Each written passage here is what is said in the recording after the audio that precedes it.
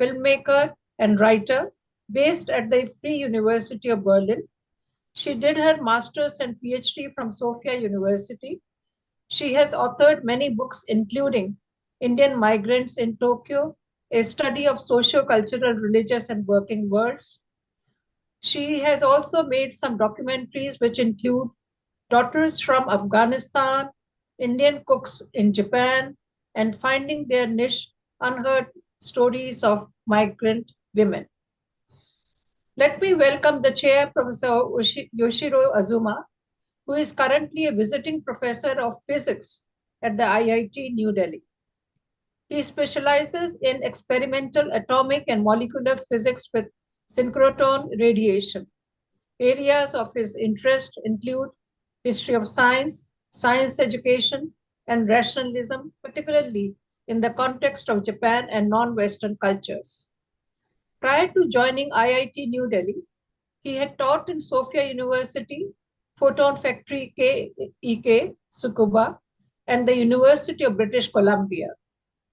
And now let me introduce and welcome the discussant, Dr. Eri Ikeda. She is an assistant professor at the Department of Management Studies, IIT New Delhi. She did master's and PhD from Erasmus University, Rotterdam, Netherlands. Her areas of research include the global economic system, business cycles, industrial and economic development, economic security, energy, and environmental issues.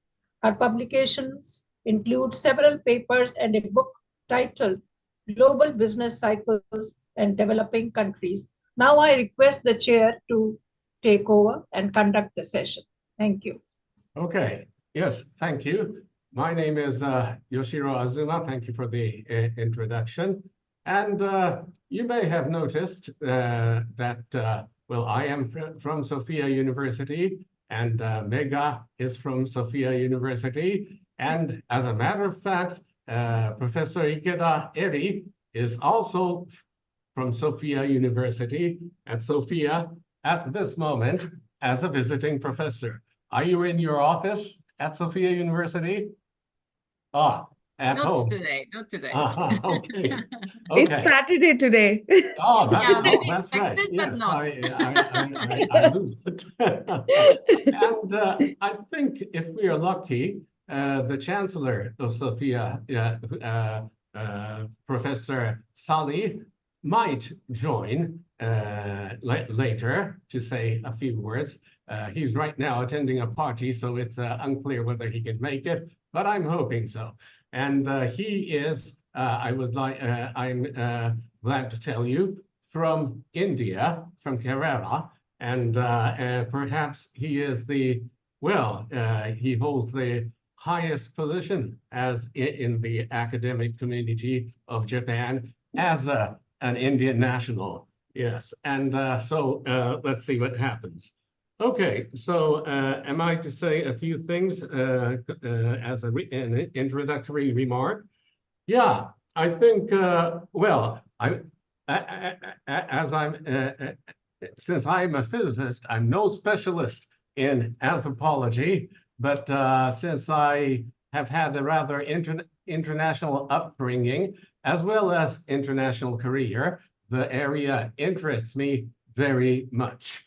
And in my experience, it is the interactions between the cultures that interests me particularly. For instance, when I was at the University of British Columbia, I was very much interested by the way the Japanese migrants, or the Japanese Canadians there, seem to be quite Japanese. While in America, where I used to do my graduate studies before, the Japanese Americans seem to be completely American. And that seemed to be a fairly general tendency in my experience. And where does it come from? Well, I have a few ideas, but I won't get into that right now. I just like to emphasize that interactions between cultures is such a good way to highlight about the study of the characteristics of each cultures themselves. And in that sense, I think Vega's research really provides a very good viewpoint of the study of cultures of both India and Japan. And I shouldn't keep talking. Without much ado, I would like to ask Vega to start your talk. Thank you so much, everybody, for first all the members of Kizuna for having me here, and to Professor Yoshiura Azuma Sensei and Ikeda Sensei for joining today, and also special thanks to Sanae-san for coming and being a part of this talk too, and everybody else who's joined here today. So today I would be talking about the Indian migrant women, focusing mainly on the married women, and I'm sharing my slide here. So, of course, like there are all kinds of migrant women who have moved to Japan or they move around the world. But today, my focus of the presentation would mainly be on the trailing spouses. And I will be explaining as we move on in the presentation what they are and who they are. So, so my observation and narratives of women in the field when I was actually doing my research at the time of writing the book, Indian migrants in Tokyo, and compounded with my own experiences, filled me with compassion for the women as well as disappointment towards patriarchal dynamics of both my home country, India, and the host community at the time, Japan. And I was seeking a way to address the lives of migrant women of Indian origin in Tokyo who cope with diversity situations while at the same time maintaining and negotiating their Indian identities. So in today's presentation, I will be focusing on the experience of women moving abroad, particularly married women moving abroad, and in doing so becoming dependents and often losing their financial freedom and emotional support, especially during the initial year of migration.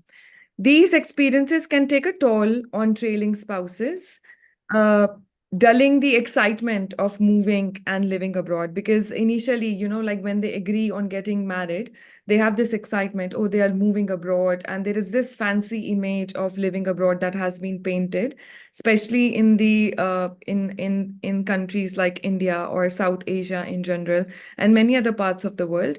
So this image where you have an expectation that life is going to be very different. So this image totally, you know, like there is a reality people face when they actually leave India and move abroad for whatever reasons. Like, you know, like migration, there are many reasons people move, and marriage is one of them.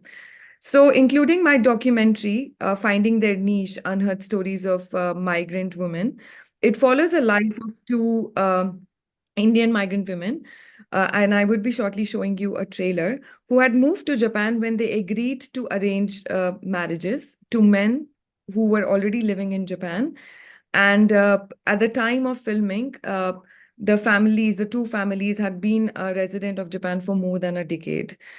And narrating the stories of film protagonists, I attempted to give visibility to the experiences of trailing spouses in the process of migration, and it examines their expectation and how they affect them in their roles as women, wives, mothers, and migrant workers in a foreign country, as well as challenges they undergo while finding their niche. I have used the term trailing spouse to describe a situation when one spouse relocates, mainly because they marry someone, whether it's an arranged marriage or a love marriage, living abroad, or other has been given an opportunity rather than both having been transferred for work. The usage of term does not have any derogatory intent, rather reflect on the challenges they face as a result of relocation. So here you see certain figures. It's from the data is from 2022, where the number of Indian migrants were 43,866. And I started my research. Actually, I have seen a Indian migrants increasing over a period of time. The time when I started, it was somewhere around 22,000, and now it's almost doubled to 43,866, which is a very good thing. And also at the time when I had started my research, I would see that the percentage of women at the time was 30%. And in 2022, even until 2021, because of COVID, the population had fallen down. So 2020, 2021, the population of Indian migrants in Japan was a little reduced.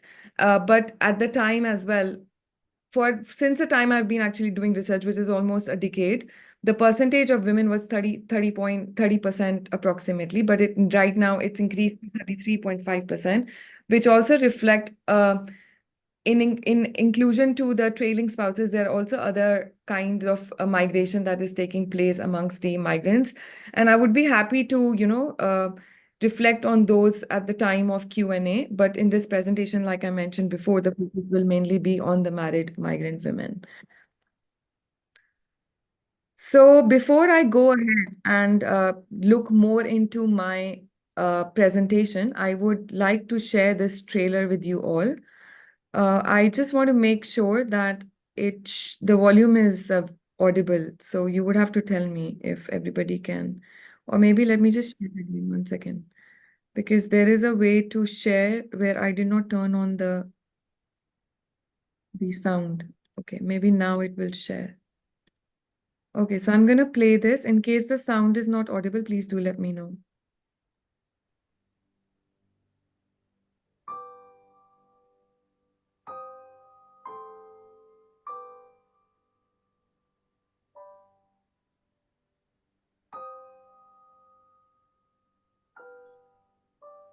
Excited इसलिए नहीं थी कि मैं Japan आ रही हूँ, इसलिए थी कि मैं अपने हस्बैंड के पास आ रही हूँ ना. Japan was never in my list. I never, in my wild dreams also, I never thought to come to Japan. फिर बस शादी होगी और मैं जापान आ गई. I was so alone, मतलब मैं अकेली हो गई थी यहाँ पे आके ना. It's a good country, but not what I thought. Because the feeling that I have studied so much and now I'm working here, like like in a factory. Like हम लोग इतना पढ़ के आए हैं यार, और हमारी वैल्यू क्या है यहाँ. She said, okay, please try. I said, no, only the foreigners with the white skin, they get the job. और मैं इतनी स्ट्रेसफुल हो गई थी कि मैं इसको कैसे कराऊं. So parenting is difficult here, I feel. मेरे हस्बैंड ने अपने 22 साल जापान को दे दिए, मैंने 16 इयर्स अपने जापान को दी थी, फिर भी हम फॉरेनर्स हैं ना. सारी नहीं हो सकती.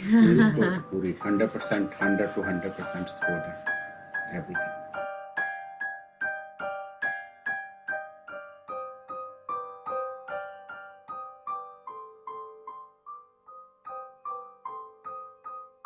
कभी भी नहीं जाऊंगा, उसे किसी चीज की सेफ्टी नहीं है. So I feel that there is the loneliness in my heart.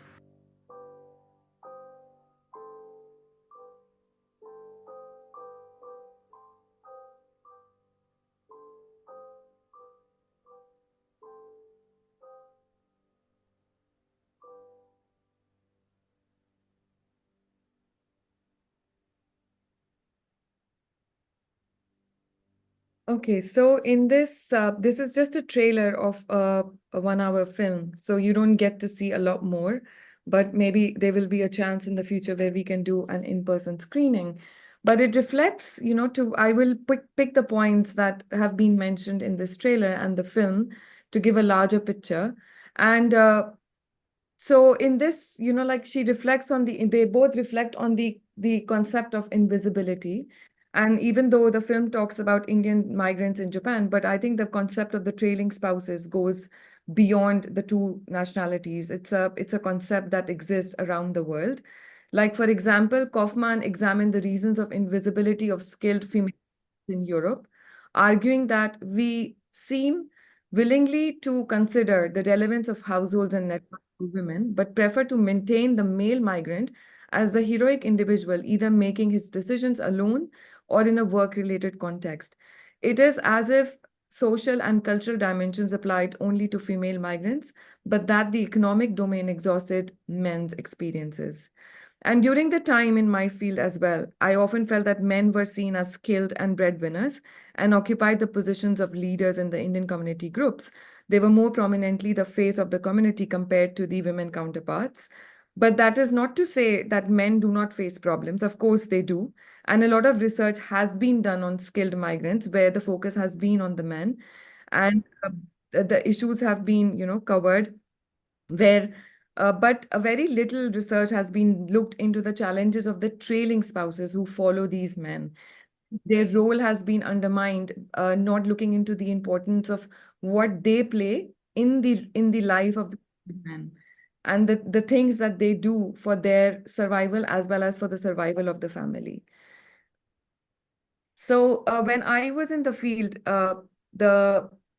many of these married women that I was coming across were very educated, and they came from a very different educational backgrounds. And that is what was actually surprising for me, that many of them were struggling to find their niche or find their jobs, kind of jobs that they wanted to do. Like also mentioned again in the trailer, Mandeep says that she felt that she was feeling sad about being so educated yet working in a tofu factory. And Jyoti also mentions that despite of doing being so educated and having doing a job in India before moving to Japan, but when she moved here, she didn't feel there was any value of her qualifications of herself. But so this is also again another concept that has been discussed about de-skilling and turning to what is known about skilled migrant women. A small but growing number of studies of this phenomena have tended to highlight the negative impact of migration on their. So downward occupational mobility, reorientations away from previous professional careers to positions of their immersions in family and caring of child reveal the difficulties skilled women face in making of the way in the gendered and racialized orders they find in the host countries. So let me narrate a few examples that, for example, in case of Jyoti and Mandeep, Mandeep had a master's in computer sciences, and when she moved to Japan, she had to work few years. She worked few months in a tofu factory, and then she worked in some kind of a daycare center because she did not like working in the tofu factory. She got pregnant, and then she thought that, okay, there is one reason that she could quit the job. And then she joined the other job, which was about selling calling cards in NTT, where she did end up making many friends. But in the end, she was not able to have the same profession. Her expectation was that with the qualifications that she moved from India to Japan. Similarly, Jyoti, in the beginning, she was helping her husband in his restaurant. And then she was not able, she tried learning the language, but she was not able to find the kind of job that she was looking for. And in the end, she found an ALT teaching job. There was another woman I met who moved to Japan 3 months after her marriage. And at the time, she was getting an increment as one of the heads in her department, but she had to leave that because she was moving as a result of her husband getting a position in Japan. And after she moved here, she spent a few years learning the Japanese language. And even after reaching N1 level, for a very long time, she was not able to find a job. And then she was very persistent that she does not want to get into a teaching profession because she wanted to do what she was good at. So that's the reason why she got into upskilling herself, learning Japanese and everything, which is also many other women do. They get like additional bachelors in education because when they are not able to find jobs in their stream, they feel like maybe teaching is something that they can do, and for which they upskill themselves, get bachelors in education so that they can make a shift to teaching line. And a majority of them do get into the teaching professions. But then there are those who are adamant that they want to continue in the corporate world. So they get into into learning Japanese language, and some of them do succeed in their Japanese language skills. But despite of that, sometimes they're not able to get into the corporate world. So this particular example, who was very persistent, so after many years, then she gave up and she got into ALT management position, not into a teaching position, but a management position. But last year, when I was actually, because I've been following these women, so it's more of a longitudinal research, and I've been following these women for a very long time, 10 plus years. And then she has finally, the good thing is that she's been finally able to get a job where she can use her Japanese skills and the skills that she brought with her from India. But it took her more than 7 years to be able to reach that stage. And then there was another example where a woman came as an established dentist in India, but because she did not have Japanese language skills, she was not able to practice her dentistry in Japan. So she thought that maybe she would do a complete U-turn of her profession, and then she started her master program at a very reputed university in Japan. And now currently she's doing a doctoral program with an aim that she would be able to work at WHO at some point in her life. So here it reflects that, like even despite of the challenges, they make an effort to upskill themselves and find themselves a middle ground where even despite of the compromises, they are able to continue their careers and they are not completely giving them up. While there are also cases, some women do end up giving them up because of their childcare issues or whatever family responsibilities they have to deal with. But maybe in the long run, when their children are grown up, they are able to get back into the corporate world, which is also something that I have seen as a result of COVID, which has actually played a slight bit of positive role, even though it was very chaotic for the whole world. But I do see some patterns that as a result of COVID, when these women who moved as a trailing spouse were able to continue their jobs in India, that did not lead to a break because they were able to do long-term remote working in India. And in the meantime, while they were doing job hunt, they were not jobless. They were still able to continue their jobs. And also in some situations, there were women who were not able to get into the corporate world because of the childcare, but now their husbands are able to do work remotely. So they have been able to create a schedule where they are able to move, where they're able to go to work in the corporate while their husbands can also share the child responsibilities with them. This, in addition to upskilling, this whole COVID scenario has been able to give them a little bit of, brighter side in the situation that they were going through before. And but nonetheless, there are also women who, despite of this positivity, are still making compromises. For example, in my follow-ups with one of the women who was working as a teacher, she told me that after working very long time as a teacher, she finally, because also a situation between India and Japan has changed quite a lot in the past few years, and there has been an acceptance of hiring women for jobs. And in this process, she was a long stayer, had worked for a very long time in the teaching profession, but had an IT background.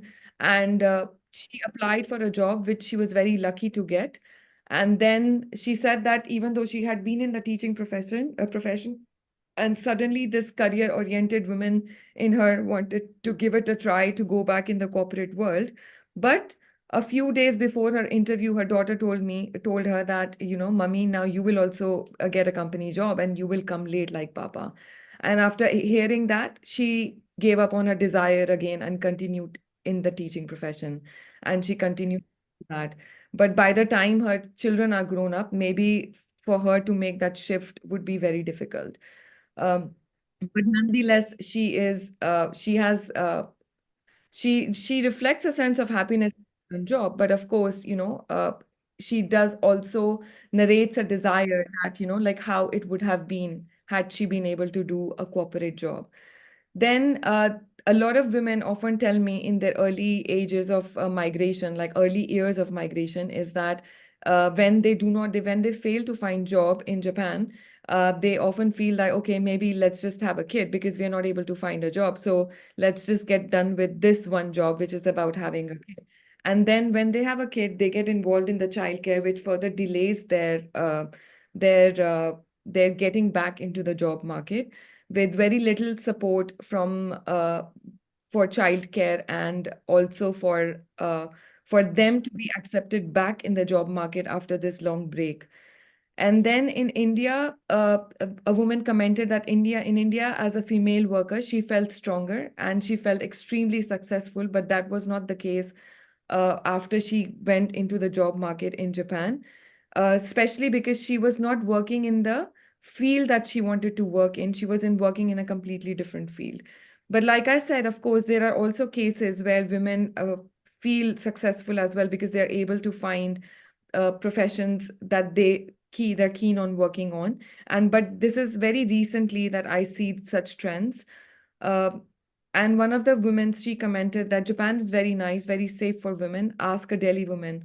But then Japan is very difficult because there are so many unwritten rules. But what makes it worse is that there are additional rules for women. Like you have to look a certain way, behave a certain way. You have to have a smiling face. You cannot appear bossy.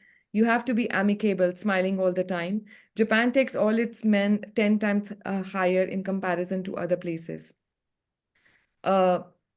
Japan takes all this 10 times higher in comparison to other places. Kawaii, kawaii all the time. That maybe doesn't go with the managerial position. So maybe it is hard for them to imagine women working at a position like that. Being powerful and kawaii for them doesn't go together, and that is a big problem. The woman that made this comment actually is at a very good position. She's not at a beginner position and she is happy with her job. She moved from India to Japan, then to Singapore, and then back to Japan, and recently had a baby. And she is on a highly skilled visa, so her position is very good. But despite of that position, she felt that she also feels a lot of pressure on her, that she has to be always correct in her appearance, in her way of talking, and that sometimes leads to a conflict in her mind. So coming back to the documentary, like I see there is a scene where the protagonist comments while washing her dishes, which was a very interesting scene that I found, where she says that I don't like dishes, and I asked her why. And then she's like, because I don't clean them well. Then I get told off, no freedom. My husband should have been a woman and not me a man. Then it would be a great match. We are opposite. My husband loves to do household chores perfectly. So it also reflects that she gets a lot of support from her husband in doing the household chores. But even though she talks about it very jokingly, but it reflected her deeper desire for the freedom that men in her view experience. Similarly, Jyoti in the film also talked about her independent life in India before marriage and her thoughts about how life changes for women in India after marriage, where she reflected that my parents were open-minded. They never restricted me from doing anything. I was independent even before my marriage. I was independent even before my marriage. I was earning. Before marriage, you don't have to ask for permission. If you have to go, you go. Mummy, I'm going. But after marriage, you have to ask permission. Can I please go? That's a biggest thing for everyone, not only me. But every girl has to ask for permission. Can we go? I want to buy something. Can I buy it? So in this, we also see like there has been studies where the scholars have reflected that how migration has been seen as liberating and also leading to equality in the family, but one can also see evidence of gender hierarchy that gets reinforced and becomes more rigid and traditional than in homeland. So, for example, one of the comments that one of the women made who had to do a lot of to and fro as a result of marriage, she reflected that at the moment, I am not flourishing in my career. She's reflecting to her career in Japan. She's actually the person who I mentioned was a dentist in India, and now she is trying to rebuild her career after a lot of success that she has received in India. She's starting from scratch. But at the same time, I'm growing and learning each day. So she also looks at the opportunity of moving in Japan as a migrant or just moving outside India as a process of growing and learning in her everyday life. She is making she has the positive attitude, but she further adds that sometimes I feel that maybe being born as a boy is more advantageous. I was very loved and pampered too by my grandparents, were more but but my grandparents were more into my brother. And then my education and career was not considered important, as was for my brother. And then after marriage, your in-laws happen to say more to you than to their son. And at times I feel, why marry at all? Maybe I'm better alone. So by this, it doesn't mean that she actually means it by saying that why marry at all, but it also reflects on a deeper emotion that she explains that there is, like she feels responsibility because she is a married woman. But nonetheless, she also feels loved in her marriage. Uh, Similarly, there is a very interesting dialogue at the very end of the documentary where there is an argument between a husband and wife in the documentary, where afterwards, after the argument ends, and I reflect on towards the ending of the documentary, where the protagonist mentions that she feels a lot of conflict in her mind, and often she feels that maybe her decisions are not correct, and she seeks some kind of counseling maybe is required for her to be in a better place, like because there is so much of conflict. Sometimes she feels like this and sometimes she feels like that. So it mainly reflects on the kind of pressure they go through as a result of this migration that often leads to a lot of confusion, a lot of trouble in their decision making. But nonetheless, they try to overcome them in various ways. And also, one of the important roles that I would like to briefly mention is that how they try to sustain Indian culture and tradition. Like they play a very important role in sustaining Indian culture and traditions in migrant communities they relocate to. And much of their significance to the community is subsumed by the male-centric perception and narratives. And but in my material, I also see that the women were incredibly independent, constantly working on overcoming challenges like their language barrier, finding a job, childbirth, and educating their children, creating a social support network, and educating and system for themselves and others, and sometimes some also upskilling to create new career paths for themselves.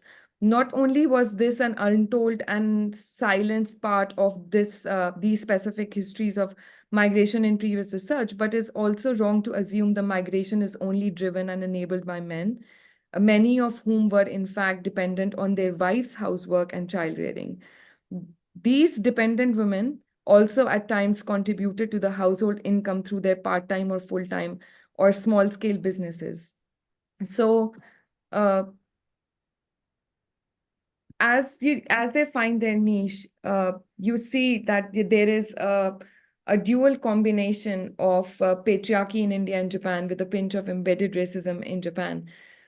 When they are applying for, like for example, when they're applying for in the education field, even though now things are better, but still a lot of women still would come up with the narratives where they apply for jobs and there is this requirement of the native English speakers where they are oftentimes not considered native. And but there are also like things are changing, of course, like Mandeep mentioned, Mandeep was able to find job, Jyoti was able to find job, but it does not come as easily as it would to a Caucasian for that matter.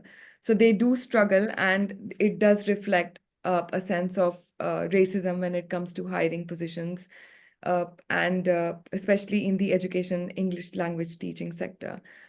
And then from being a daughter to becoming a wife, from being a wife to becoming a mother, from feeling skilled to feeling de-skilled, these women often struggle to find their niche in the process. And in the process, they create new dreams and aspirations for themselves. They don't see themselves as victims and constantly find strategies to deal with the situations that arose at early stage of migration or after a decade-long experience in Japan. And as a summary of my findings, I would say that as we reflect on diverse and intricate experiences of Indian migrant women in it becomes clear that their journey is one of resilience, adaptation, and transformation. These women navigate the complex interplay of cultural expectations, gender roles, and societal norms, both in their home country and in Japan. Despite the numerous challenges, they continue to strive to carve out spaces of empowerment and self-fulfillment. In conclusion, the migration experiences of Indian women in Japan are testament to their strength and adaptability. They embody a dual narrative of maintaining their heritage while embracing change, ultimately transforming not only their own life, also contributing to the broader multicultural tapestry of India and Japan. Let us honor their journeys and continue to support and recognize their vital roles they play in our global society. And with this, I would like to stop my presentation and maybe would reflect more through the Q&A that we have. So it would be very interesting if you ask questions so that I can reflect more of the things that you think that I haven't talked about. Okay, well, thank you very much, Megha. And let's see, we have next on schedule comments by the discussant, Dr. Eri Ikeda. We are a bit behind in schedule, but let's not worry about that. I think I have more than enough time scheduled for the concluding remarks, so I would advise Eri to take as much time as she likes to, okay? Yeah. Thank you so much. I hope I'm audible. Yes, Yeah. you are. Okay. Thank you so much for inviting me once again. And then I always want to congratulate Megha to keep going with, sort of reaching out to the people to show who has been invisible, to make, us to think. And so for me, I as Professor Azuma also did, I also have to start by disclaimer in a way that I'm not an anthropologist. I don't want to call myself as an economist, but I'm not an anthropologist. That's very clear. 2, I'm not married. I'm in India for 5 years, but I'm not married. So I cannot talk from that perspective. So in that sense, Sanae-san can help me to fill in, I guess, that part very much. What I feel is, being a woman, and then gender issue has been a big issue. Now, I always feel speaking out the different perspective, not supporting women. I'm also labeled as non-supporting women from a female perspective. I don't want to be labeled like that. But at the same time, I want to speak about, excuse me, what I'm thinking about. And then this is not to, this is just to provoke or ask to understand from my perspective. So I just want to put the disclaimer about it. I'm fully supportive of, every woman who is struggling. And I also have questions about patriarchy and things, but maybe what I'm going to say might be a bit of, uncomfortable feeling, might be left for someone or something, but I'm not intending for that. So that's to begin with. After, hearing your stories and findings and all that, and the video, of course, I always feel, where is the issue exactly? To talk about what to do, what can we do? Is it marriage? Is it the gender? Is it patriarchy? Is it the country? Is it the law? Is it the identities? Is it the lack of opportunity? Is it unique to Japan? Is it unique to other country? Or, is Japan so bad after all? Being Japanese, I also struggle to find a job in Japan. You mentioned about expectation mismatch. These things, I should be entitled to get one, but I also can't get one. So, I'm also wondering about this expectation setting of the wives who are coming to Japan. That's first thing I wanted to ask. Because you mentioned about the, the white people, I shouldn't be labeled this way, but, these Caucasian people tend to get a better job. But I watched this NHK documentary that people from Nepal also struggle a lot. So is it something like the color that is a race issue? Or is it something else? And if Indians goes to abroad, let's say US, Australia, English-speaking places, I keep hearing that they have a better experiences. But is it really the better experiences? It's always relative concept. So that's the first thing. The second point is about the choice. Of course, female wives are not having a much choice. They decided to join the family who live in Japan. But they can also, maybe I'm putting this way, very crude way, but they might be also taking a choice to stay on. But of course, the value system here comes in. To be with family is very important. So I'm not contesting to that. But if one really seeks for the career better in India, then there might be a family choice. So I'm just also wanting to put this question. Is it like the individual problem? Is it the societal problem? Is it the family problem?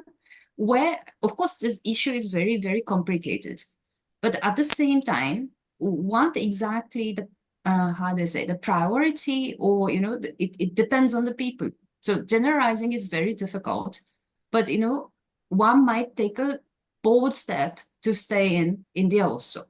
So here, I think a lot of context comes in, but that's also one thing I wanted to say. And,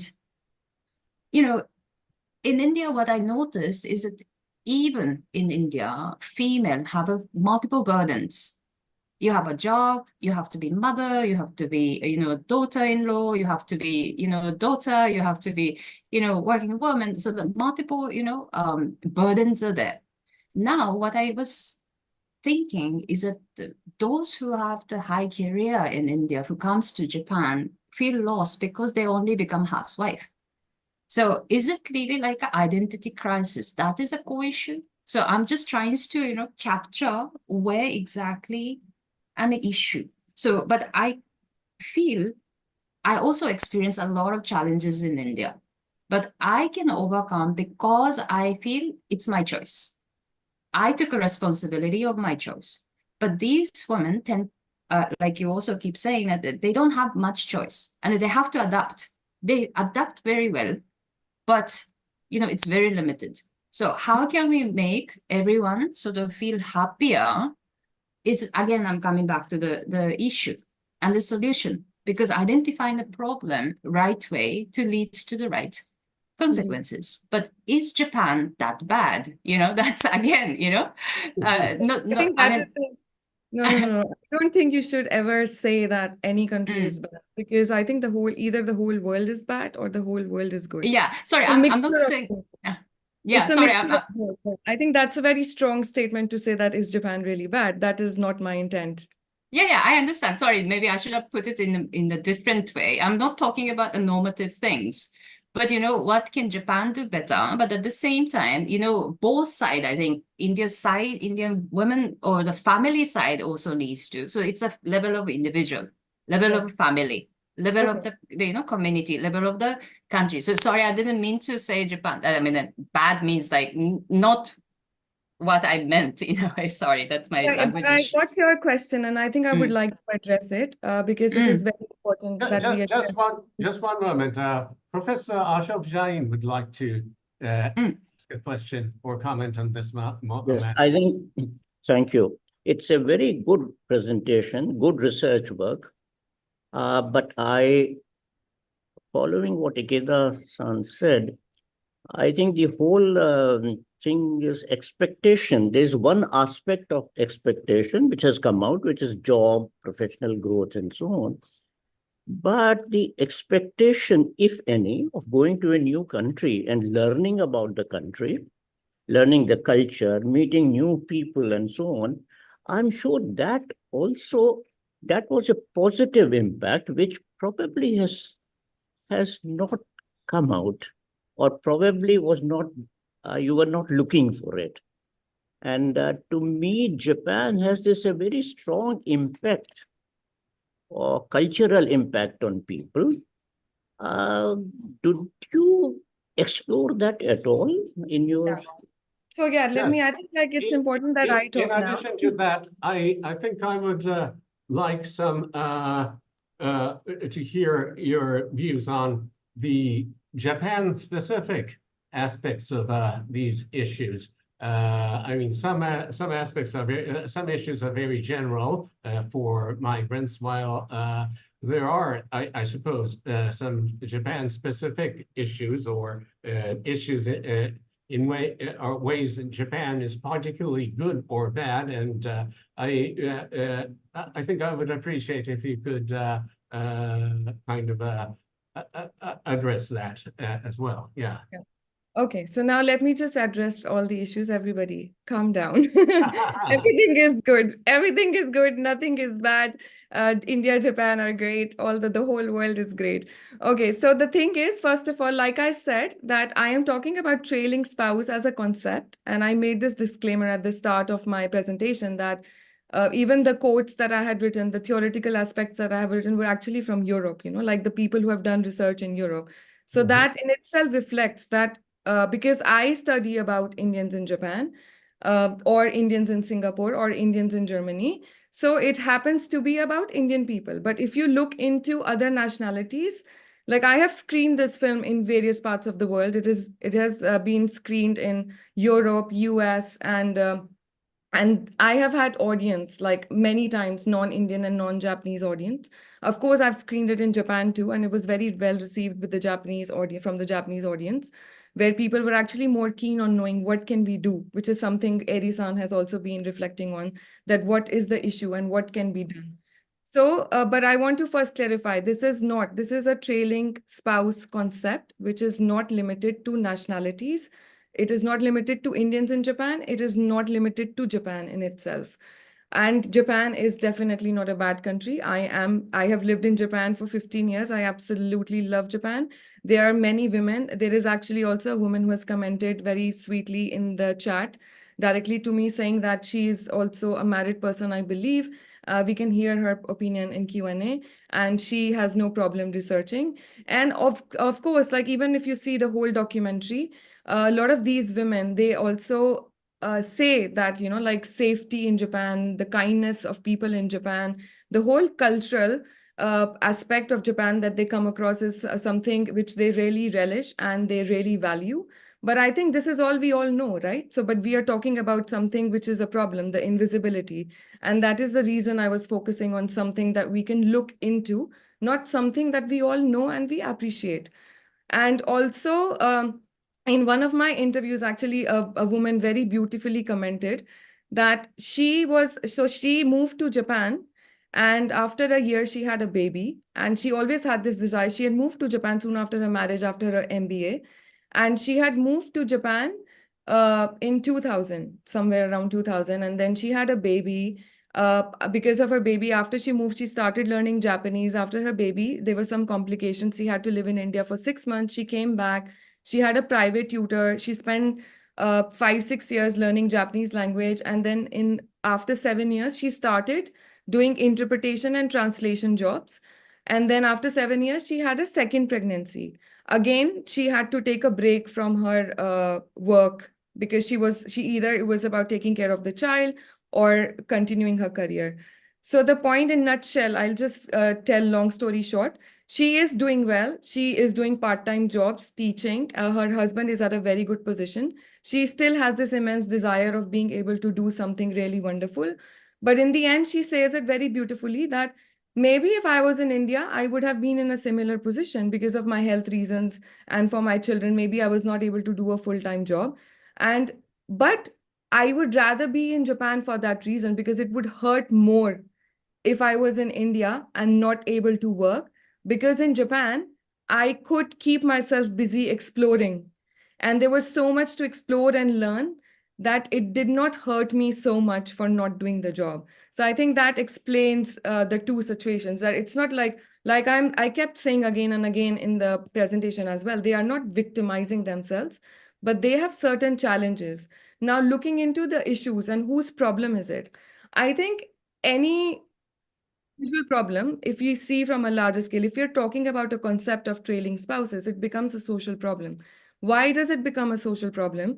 Is because what has been ignored in this issue for a very long time, that the whole migration studies, even in the policy making at every level, has focused on the person who has been moving. Like if I am getting a job, I am a skilled person and I am moving. So I am the focus. But there has been very less focus on the family that has moved along, whether it is in the policy making, whether it is in the migration studies, or whether it is in the social discussion.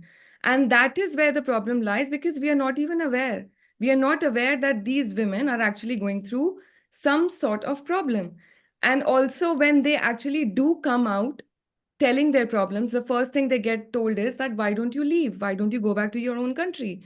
Because that is not the choice they have. They are there for their husband's career and they are also enjoying it, but they also want to have like a completeness, which they probably are missing because of, and this is again not exclusive to Japan, the social exclusion happens as a result of migration. It can happen between the division of majority and minority. It can also happen on grounds of religion for that matter. But like there is this, social division that creates a sense of loneliness.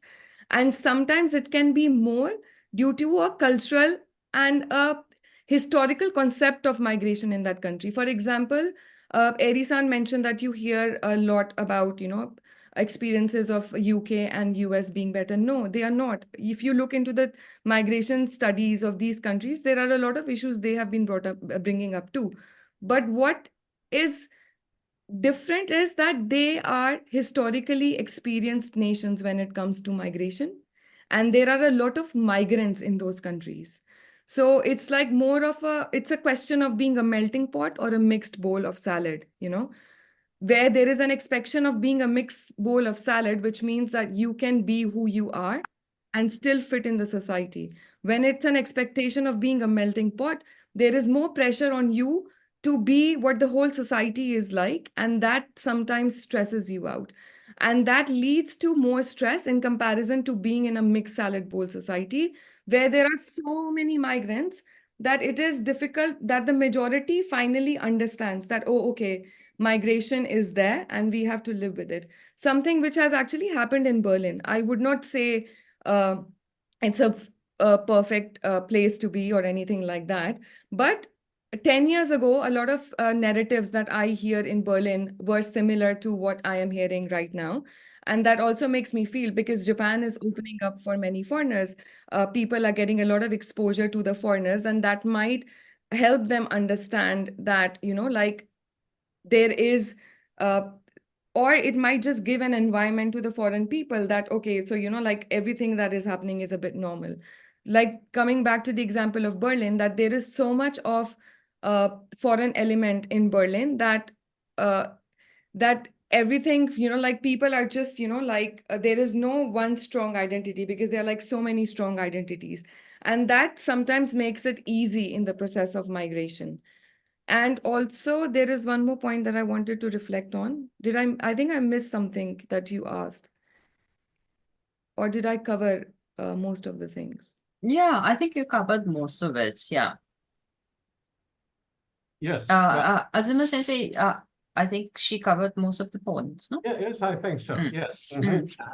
Thank you very much. There was Thank you. Mr. P.A. George who was raising his hand. Do you have a question or comment? I have no question, but I have a few comments. I have been listening to her lecture very curiously, and whatever theories and perception on Japanese society on which she based her presentation, I have few points which I don't agree with her. First of all, regarding the skin color, it was a matter of 30 or 40 years ago, not now in Japan. In Japan, first of all, you have to, how you integrate with the culture of Japan. Dr. Ashok Jain has already mentioned that. If you are willing to integrate, then you will be accepted in the society there. Now, I have noticed that most of our Indian married ladies in Japan, they don't even learn Iroha, even if they stay there for 15 years, 20 years. They don't learn the language. They don't mingle with the local people, local community, because in Japan, you have to mingle with the local community, which is not done. And then another thing is that food culture. For Indians, it's very difficult. I'm not criticizing Indian side, because Indians, most of them, they say that they cannot have the Japanese food. Now, why I say food? Because this is one of the most important aspects. If you like a country, you like the food of that country and you integrate with that country. As long as you don't do that, you cannot blame Japan for that.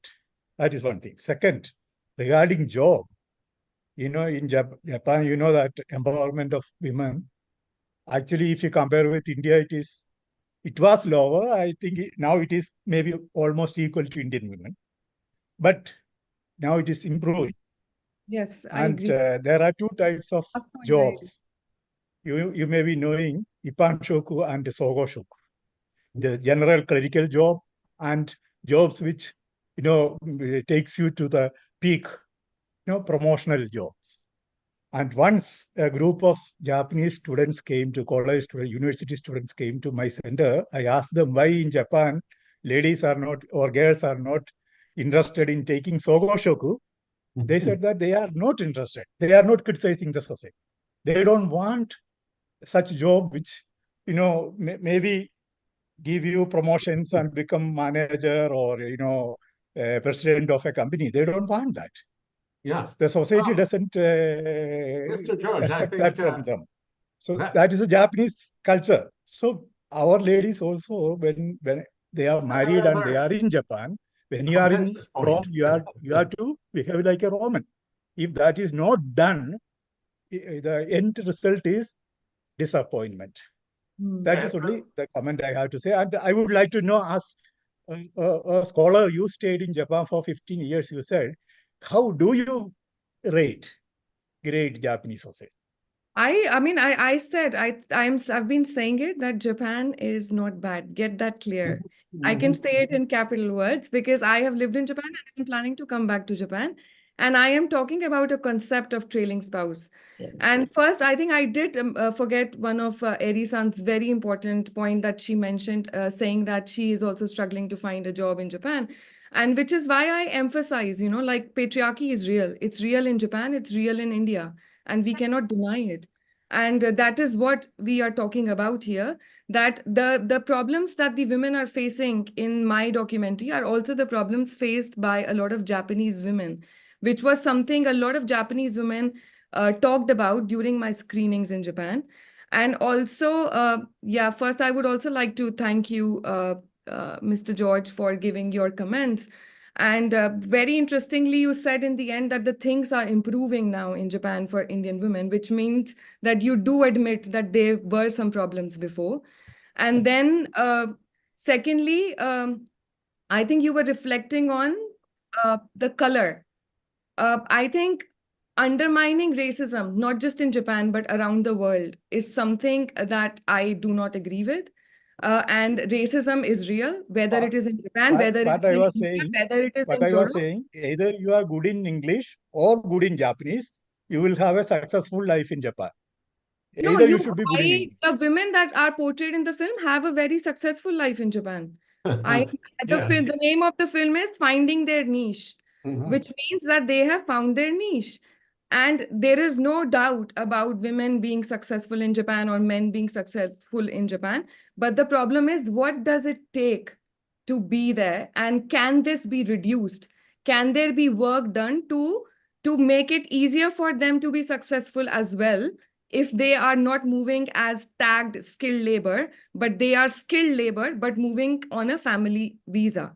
So that is the main argument and the issue here. Nobody is questioning that Japan is this or that. Japan is a beautiful country. Like I said, I would give Japan 10 out of 10 for many things. I would give Japan 9 out of 10 for some others. And I would also give Japan 7 out of 10 for few things, you know. So there are different things I would look into Japan and rate it. Similarly, I Yes. would rate India also like that.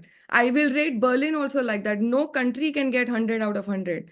All countries have issues, and we need to address and not get offended when somebody is addressing them.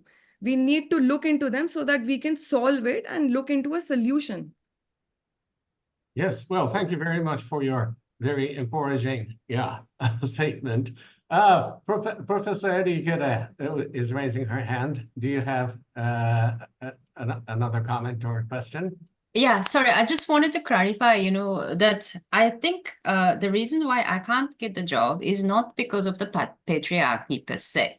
And I just want to clarify that, you know, because yeah, of course, that is many issues, like you know, the other person also mentioned that, you know, this gender index, right? Equality index, you know, Japan and India is at par with very, very low in ranking.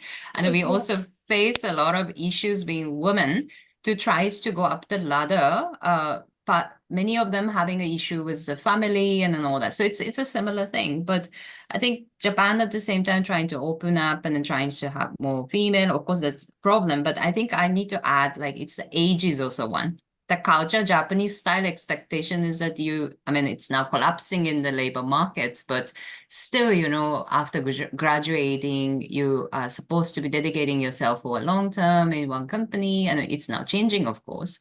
But, you know, I think the sort of the job market situation, Japanese expectations, you know, those are also something, but the age is also pretty much a big one. So, I mean, yeah, that's the only thing I just wanted to say. And also opportunity and timing. Now, you know, the high demand for the, you know, labor. So it's easier to sell. But, you know, in the academia, it's another level. So I think which sector one also look for a job is also something, you know, especially Indian women who are wanting to have job in the IT sector. Maybe they have a better opportunity. I'm not sure. So like I just sort of contextualizing a bit here. Thank you. That's it. I totally agree. I mean, like for me also, like even if I am in the job market, I don't think patriarchy plays a role. But I do see in a lot of samples, and maybe in the job market, it doesn't play a role at the time of hiring, but it plays a role after you are hired, and what position you get, how you are supposed to deal with that situation. Maybe it does not, you know, like also because in Japan, a lot of places are opening up and they're openly saying that they want to hire women. But it does not stop there. The patriarchy does not end at hiring. It also can sometimes start with the hiring and post-hiring. So maybe we are lucky not experiencing it right now. Maybe we would experiencing it later.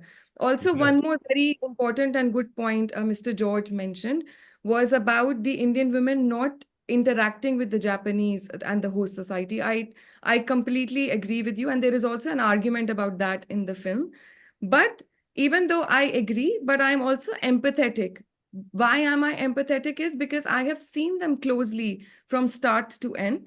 There are some cases like me, okay? Like, for example, I was very interactive with the Japanese society because I had Japanese language experience before I moved to Japan. So, and I have seen even amongst the trailing spouses, women who have prior experience. Like there was a very interesting case where a woman was speaking Japanese and was working in a Japanese company and happened to marry a person, and they got a job in Japan and she was able to find a job. And she's very established right now. She's actually working, helping other women, doing, you know, like guiding them and creating a community support for them, which is also something that has increased in the recent years, which was not there at the time of, you know, like in the past 5 years, I've seen a lot of changes. Like established women are actually making an effort to support these Indian women, trying to bring the Japanese and the Indian community together by organizing events so that there is, you know, they're able to build relationships. So in some cases where I do see where they are able to find a host companion at an early stage of migration, it really helps them. So that is another solution that we can look into when we talk about this issue, that host society, connection with the host society plays a lot of role. And for those who are not able to do that, also because the location of women like Jyoti and Mandeep was not in the central center of Tokyo where all the Indian community lives. It was way far from that. So that also impacts their interaction. If you are in an area like Nishikasai or Edogawaku, where you have a lot of Indian friends, or you can also have interaction with the host community, your whole experience can be very different. But there we also need to acknowledge that sometimes it is harder for women. Again, I am not trying to say that men do not have problem. Please do not think that way. Men also have problem. Like they have a very tough time adjusting in a new environment in their work situation. But the thing is that they are in a place where they are able to interact with people there because they are working. They're going to work. They're going in the morning and they come back in the evening. Women in the early stage of migration are not able to do that. And the early stage of migration often defines their later on experiences as well. And I will also say that this trailing spouse concept is not only women oriented. It can also happen with the man. And also a very important point to notice, because they are majority of women. That is why the focus automatically goes to women in my conversation. But in the recent years, men have also migrated, and maybe in the future, I will be able to give a presentation about what problem the trailing spouses as men face. But briefly, I could mention that I moved to Germany and I have a partner who is living with me only because I am living in Germany. You know, he could have been living in Japan, which is where he prefers to be, but he's waiting for me to move back to Japan and he'll move back to Japan. And his job is based in Japan. So he is doing remote job from Germany to Japan, which limits his social circle. And, you know, because I was into this study, I had a lot of empathy for him. In one of my screenings, I met a lot of people that they were not able to understand what was happening to their spouse. And they were like, you are not making an effort to adjust in the community. You need to study the language. You need to do this. But one thing, something people are not able to understand is that initial stages of migration can be a little complicated for any gender. And if you do not have that empathy, it can make that adjustment difficult. And that is the main empathy that is required. The understanding and awareness is required so that the policymakers and the migration study scholars are able to look beyond the positive of moving as a trailing spouse, because there is a little bit, or maybe depending on case to case, a negative side to it, which needs to be addressed. So Okay. yeah, thank you for pointing out those important things, because I could elaborate and comment on it. Yes, thank you very much. And thank you very much for a lot of very interesting discussions. And well, we want many more hours to discuss this, but I think we are happy now that the discussions have left a lot of food for thought for us to keep thinking about. Yes, and so finally, well, I think I have a lot of empathy to this trailing spouse. Have you been finding your niche in India? Actually, the issues you were talking about for the veterans was so complicated. And I just want to say, from my side, here in India, I would like to say good things in India. Because in India, you can be yourself as much as possible. Or even you can more than in Japan. or even you can try to straighten yourself. Yeah, we feel Opportunity comes. a lot of pressure to conform in Japan. No one generally cares. Yeah. That's a big differences between Japanese culture and Indian culture. And I really understand that today there are so many problems still going on, like many unwritten rules or many additional rules for women. So I was so shocked to know that. I understand myself again and again that for women, we should fight for better future. If you have your mission, you want to go forward by your own way, let's make big networking, and then try to go forward. Mhm. That is my expression from that discussion, and I really hope. And of course, in Japanese culture or in the society in Japan, it will take more time to the various types of people living Mhm, together mhm, in the mhm, same society. So we should wait and we should fight for mhm, the better mhm. future. mhm.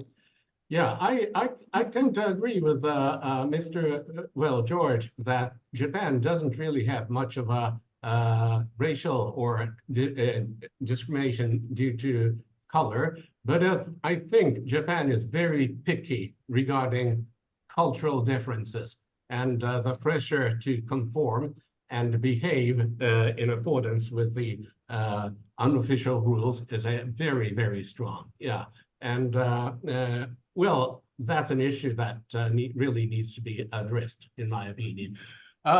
Mr. Nawaz, do you have a very quick question or comment? Yeah, I just have a comment, if that's okay. Mhm. I'm currently working on the social issue related to women, that is hikikomori in Japan. And Miss Megha's presentation, thank you very much for your interesting presentation. The concept of trailing spouses, I think even the Japanese women who follow their husbands in US and UK, there was a news article where a Japanese woman said that she became hikikomori after. Hikikomori are people who seclude themselves, who are socially withdrawn from the society. And it is a really big social issue here in Japan, which is mostly associated with men, and that is why I'm focusing on the female aspect. So she mentions that how she became a hikikomori after relocating to US as a trailing spouse. And I think it is a global problem, not just Indian and Japanese, and doesn't make the Japanese society bad. Thank you for adding that. Yes. Yeah, and also the women in Japan have, I feel, more pressures to conform to the society, just as Megha-san mentioned in her presentation about beauty standards and the way the way women have to present themselves. And yeah, that's about it. Thank you very much. Okay. Well, I thank you actually- very much. Yeah. And One last- I think now I think we are we have extended this by 15 minutes. Perhaps I should ask Professor Sushila to wrap up. A final few comments, please. Before you wrap up, I just want to say one quick word. Yes. Please don't. I was very happy with everybody's questions, and especially Eri-san and Professor George for very interesting questions. Please don't take my tone as that I was offended. It was more of my passion for this topic. I just very passionate when I talk, and I am not offended by anybody at all. I think these questions do come up every time when I show my film, and I am very thankful that you actually bring up these questions because it makes the conversation very interesting and it leads me to talking into deeper issues. So I am deeply thankful to all of you. And yeah, please do not misunderstand my passion to getting offended. Absolutely. I think I'm also empathetic. I think I should also mention this before. No, Yeah. nobody. I don't think anybody felt offended. In fact, it was a very lively and thought-provoking presentation. Thank you very much, Megha. And it was really wonderful having Azuma Sensei as the chair and Erisa as the discussant. Thank you both very much for your insightful comments and your interest in Kizuna activities. And we hope to see you more often participating and attending our lectures. All the lectures are available on YouTube, Kizuna India Japan Forum and the MOSAI website. And on behalf of the Kizuna India Japan Study Forum, I thank all the participants for joining us via Zoom. The next lecture is scheduled for 27 July at the same time. And Professor P.A. George will speak on the glimpses of Indian culture in Japanese literature, with focus on Miyazawa Kenji's Vegetarian Taisai, that is Great Vegetarian Festival. So we please do join, and we look forward to Azuma Sensei's lecture also. So please.